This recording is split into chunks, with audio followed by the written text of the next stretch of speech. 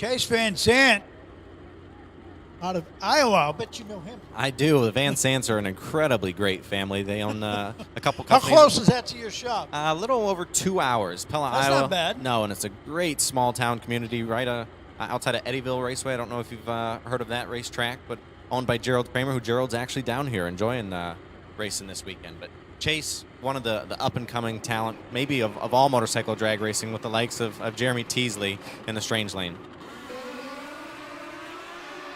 Wes Hawkins away with 002 reaction time. 462 with a 9, a 459 with a 6 for Van Sant. Only 4 thousandths away from the number. Yeah, Van Sant's really have that combination dialed in. It's an old Pro Mod bike that Chase's dad actually used to ride. So we talk about looking for that kind of target 3 flat number at the 330, and he goes 3 flat with a 2.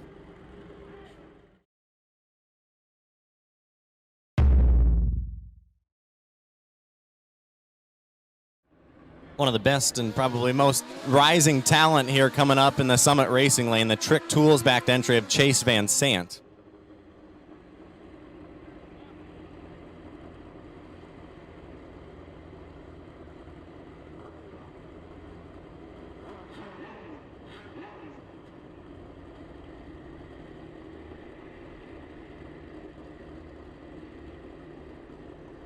And in the Strange Lane, we've got Smokin' Joe Rodney. We do have the red on the tree. We got a motorcycle still on the racetrack. We'll get him clear. These bikes, I imagine, will take their time, go through their standard starting line procedures of nitrous purging, making sure their pressures are correct for their tune-ups.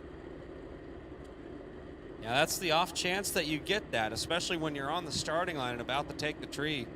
Usually when you do that, you should have everything ready to go, but now here's the off chance. Also, Fuel Man is here on the property until 12:30. If you're needing some of that good VP racing fuel, head on over there to the fuel island. And in these situations, this is where the cream really rises to the top, simply because obviously everything is not going 100% according to your standard routine. 2 riders here, Smokin' Joe Rodney and Chase Van Sant, I don't imagine this will affect them much. They've made plenty of laps down the 1320, in this case the 660. I'm telling you, if there's 2 guys that can run dead on the number, you're looking at 2 of them right here. Smokin' Joe Rodney especially. Man, what a tough racer. What a tough guy. Yeah, based out of the Nashville area, has been racing top gas and 460 for quite some time. It's been some time since Growthless Drag Bikes has been to Music City, but it's first where we met Smokin' Joe, and he's got plenty of power. It's all about managing it and getting it to the 660, because he's got it. He went 458.8 in the first qualifier and the number 35 spot. If he was a wise man here, I imagine. Hopefully they obviously turn the knobs down, but I would expect him to see a little bit low mile an hour just to try to qualify on the right side of the field. All right, and then Chase Van Sant on the same page there, number 33 spot. A little bit less under, but 004 is enough to send him to the back part of the ladder. Yeah, Chase on his dad, Bruce Van Sant's old Pro Mod. Really smooth rider. They're both away pretty much at the same time. Smokin' Joe's 046 to Van Sant's 049, and they both go too quick. Yeah, neither of them will improve on that. Smokin' Joe Rodney actually going faster than he did last night. 455.5, 147.76 with a 106 short. Yeah, that's flossing, and when you're going that fast of a 60, it's really difficult to run the 460 number. Now, don't get me wrong, there's a lot of ways to do it, but Van Sant going 458.4 at almost 153 miles an hour. Both of them definitely pick up. I imagine conditions are a little bit better than originally anticipated when these folks were turning the knobs and pushing the bike to the staging lanes.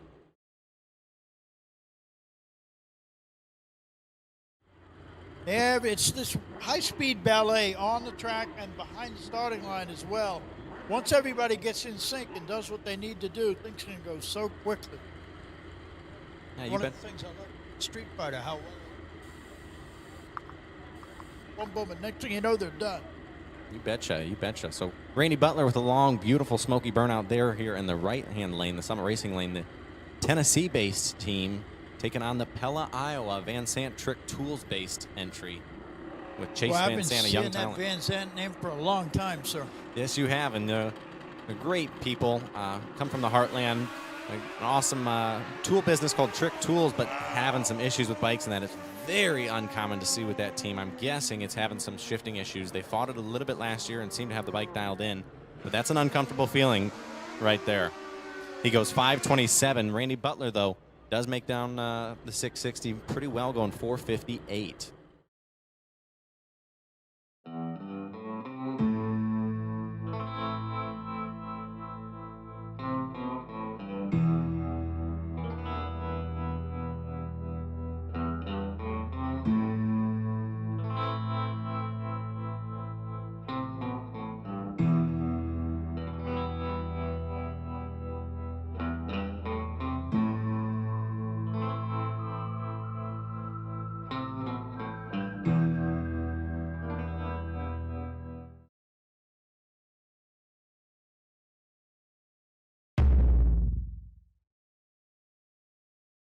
Now, Joey Brandgard sporting Testa racing engines on the side of the body. Is that someone that I know? I don't know. I don't have any correspondence with him. I do start to see it out here on more and more bikes, though. Yep.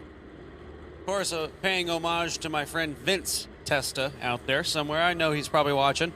Chase Van Sant Strange Lane, number 41, spotted only 5:27, was 4:59.6, 4 numbers under on his earlier effort there.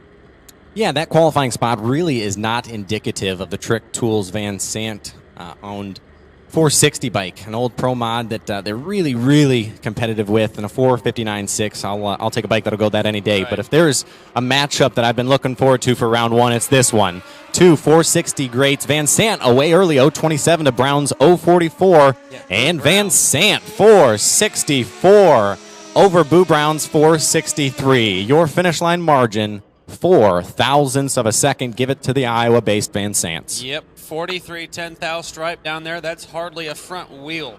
Boo Brown getting it down there, I'm telling you. Yeah, right before they launched, I told you if there's one matchup I was looking forward to this first round with two just extremely great competitors, that was it. And they put on a show for the folks here today. Well, I'll tell you, Chase Van Sant is coming up here, Summit side.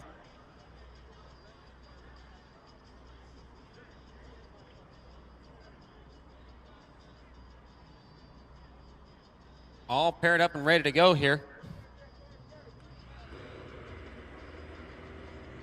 Van Sant on some GS power down there.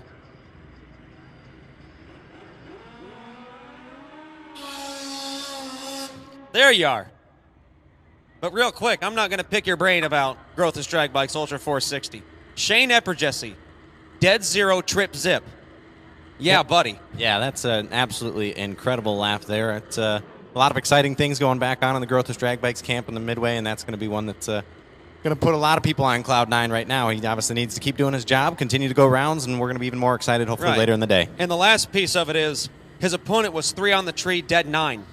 Yeah, very, very, very seldom will that not advance you to the next round. But yeah, there it did not. And for Growth's Drag Bikes, we're proud of Shane's performances so far and look to see him continue to go rounds in ET and all the classes he's running this weekend. And that's why Pro ET is often seen as the highest level of bracket competition here at Man Cup. But here we go, Chase Van Sant just taking the tree. Yeah, absolutely. A little bit of starter malfunction here. Chase Van Sant on a solo run and earned by, I believe, actually, Harvey Hubbard may have been his opponent that was supposed to make this call. Van Sant's from Pella, Iowa, fellow Iowans. Chase, a very young talent, up and coming in many different classes. I know he's been racing Super Comp this weekend as well.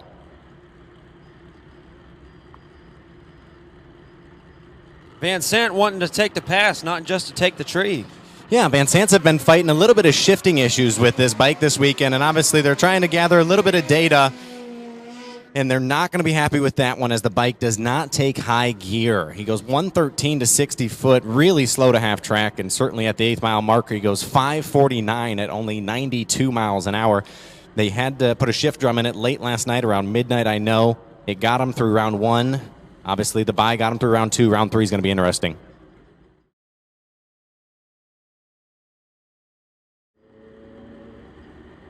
A battle of a veteran here and one of the most uprising talent in all of motorcycle drag racing from Pella, Iowa in the Summit Racing Lane. It's Chase Van Sant. The Van Sant family, I'm sure, goes back quite some time in this sport. I can remember seeing that name in the 80s.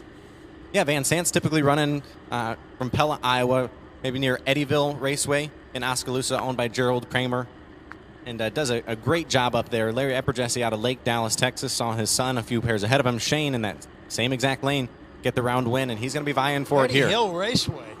Yeah, Eddyville Raceway, just an absolute We're going to talk gem. about that.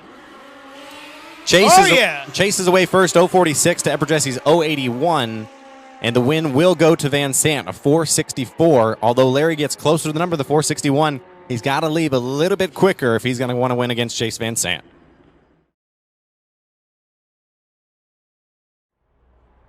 The right-hand side, we will have Chase Van Sant. And has he got a tough customer in the opposite lane? This will be a good race. Chase Van Sant from Pella, Iowa.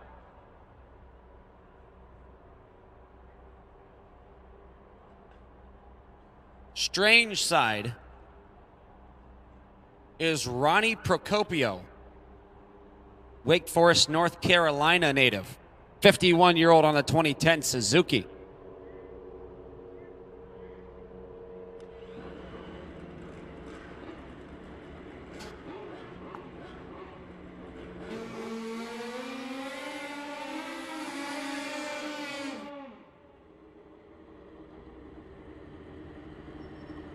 Absolutely. Get on in here. Water's fine. Come on in, the water's fine, he says. Absolutely. I love the bodywork on this motorcycle in the right lane. That looks like vintage funny bike, short wheelbase, but that particular body style, the way that's laid out, man, I love that. Yeah, it takes me back to the first time I went to an AMA Pro Star race in 2003. Saw plenty of motorcycle just like that. I absolutely miss funny bike, and I know lots of other people do too. Maybe one day we'll see that class come back. I sure hope to. Van Sant and Procopio going at it here. Legion of Doom, here he goes. Separated by 4 on the line. Look at this. Oh, give it to Van Sant, though. There's the celebration. 461-0-0-15, 25 pack for Chase Van Sant. Yeah, look at that. How happy is that dude? Oh, man, these guys He's are out of control. These guys are having the times of their lives down there.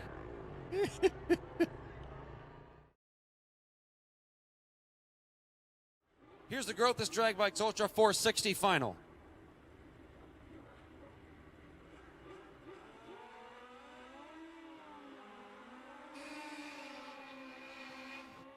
There's that beautiful, beautiful Van Sant machine again.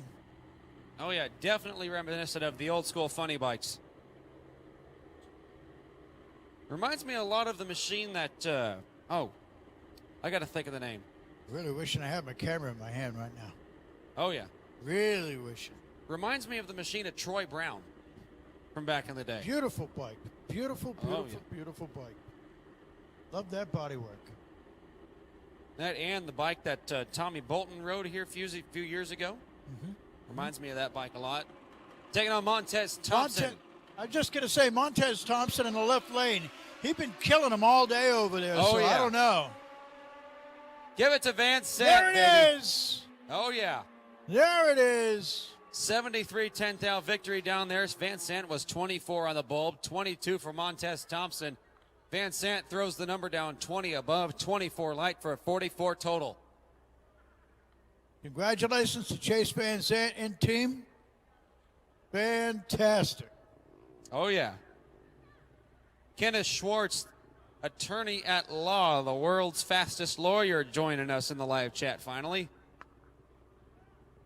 Rooting for Chase Van Sant. There you go, Kenny. Good to see you in here, buddy.